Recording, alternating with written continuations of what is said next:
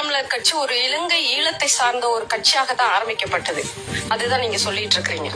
குழந்தைக்கு அந்த உரிமைன்னு கிடைக்கவே இல்லை. அதுக்காக நாம் தமிழர் கட்சி எங்க போய் போராடி எங்களுக்காக எங்க குரல் கொடுத்தது. ஆனா இந்த வீடியோ பரப்புற தற்குறிகள் அக்கா தாரிகா அவர்கள் இந்த கேள்விக்கு அடுத்து சொன்ன ஒரு நிமிட பதில கேட்க நேரம் இல்லாம பரப்புறாங்க அப்படின்னா இவர்களோட நோக்கம் ஈழத்தமிழர்கள் பிரச்சனையா இல்ல நாம் தமிழர் கட்சி மேல வைக்கிற விமர்சனமா அப்படின்றத நீங்களே முடிவு பண்ணிக்கோங்க. 2025ஆம் ஆண்டு மட்டும் நாம் தமிழர் கட்சி ஈழத்தமிழர்களுக்காக பேசின விஷயங்களை மட்டும் நான் சொல்றேன். இந்த விஷயங்கள் நடந்ததாச்சும் இந்த தற்கொலைகளுக்கு தெரியுமா அப்படின்னு நீங்க கேளுங்க. 9/8/2025 பவானிசாகர் ஈழத்தமிழர்கள் முகாமில் கியூ பிரிவு காவலர்கள் பிரச்சனை பண்ணப்போ களத்துல நின்றவர் அண்ணன் சீமான். ஈழத்தமிழர்களை இழிவுபடுத்துற விதமா திரையிடப்பட்ட கிங்டம் திரைப்படத்தை தடுத்து நிறுத்தினது அண்ணன் சீமான். ஈழத்தமிழர்களுக்கு குடியுரிமை வழங்க முடியாது அப்படின்னு சொன்ன நீதிமன்ற தீர்ப்பை எதிர்த்து கேள்வி கேட்டவர் அண்ணன் சீமான். இந்திய அளவில் 120 தங்கப்பதக்கங்களை வென்ற நீச்சல் வீராங்கனை தனுஜா அவர்கள் பன்னாட்டு விளையாட்டு போட்டிகளில் பங்கேற்கிறதுக்கு அவங்களுக்கு மட்டுமாச்சும் குடியுரிமை கொடுக்கணும் அப்படின்னு கேட்டவர் அண்ணன் சீமான். 9 ஆண்டுகள் ஈழ முகாமில் இருந்த ஒரே ஒருத்தருக்காக அவரை நாடு கடத்துறதுக்கு மத்திய அரசும் மாநில அரசும் திட்டம் போட்டப்போ அதை எதிர்த்து கேள்வி கேட்டவர் அண்ணன் சீமான். சிஏஏ சட்ட திருத்தத்துல திபெத் வங்கதேச இந்துக்களுக்கு குடியுரிமை கொடுக்க முடியும் அப்படின்றப்போ ஈழத்தமிழர்களுக்கு ஏன் குடியுரிமை கொடுக்க முடியாது அப்படின்னு கேள்வி கேட்டவர் அண்ணன் சீமான். கட்சியில பல மாநில மாவட்ட பொறுப்புகள்ல ஈழ முகாம்ல தங்கி இருக்கிற இளைஞர்கள் இருக்காங்க.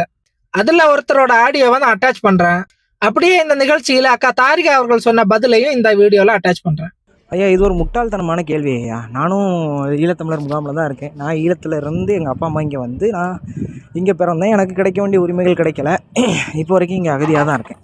அதாவது கட்சி வந்து ஈழத்து உறவுகள் கூட நிற்கலன்னு இவங்க சொல்கிறாங்கல்ல.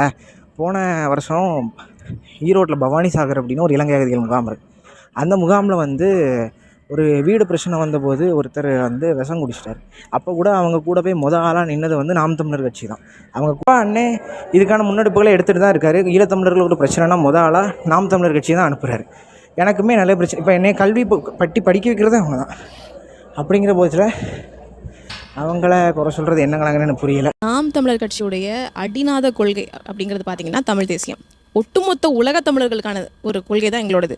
எங்களுடைய முழு முதல் அரசியல் பயணமே வந்து ஒட்டுமொத்தமாக எல்லா தமிழர்களுக்குமான பயணம் தான். அப்போ நாங்கள் என்ன கேட்குறோம் அப்படின்னா, இது என்னுடைய மண், இங்கே வந்தவரையெல்லாம் நாங்கள் வாழ வைப்போம், அது என்னுடைய மண்ணுடைய பெருமை. ஆனால் எங்கள் சொந்தவரை மட்டுமே நாங்கள் ஆள வைப்போம், அது என்னுடைய மண்ணுடைய அடிப்படை அரசியல் உரிமைங்கிறத முன்னிறுத்தி நாங்கள் பயணம் செஞ்சுக்கிட்டு இருக்கோம், அரசியல் பயணம். அப்படி இருக்கும் பொழுது இந்த மண்ணை என்றைக்கு ஒரு தமிழர் ஆள்கிறாரோ அன்றைக்கு தமிழர்களுடைய அனைத்து பிரச்சனையும் தீரும். அவ்வளோதான். இது வந்து இலங்கை தமிழருக்கு பிரச்சனையா, இலங்கையிலிருந்து இங்கே வந்து தமிழ்நாட்டுக்கு வந்து வாழக்கூடிய தமிழர்களுடைய பிரச்சனையா, இல்லை தமிழ்நாட்டில் கூடிய தமிழர்கள் பிரச்சனையா, அப்படி கிடையாது. ஒட்டுமொத்த உலக தமிழர்களின் பிரச்சனைக்குமே ஒரு மிக முக்கிய காரணம் என்னன்னா தமிழ்நாட்டை வென்றெடுக்கணும், அவ்வளவுதான்.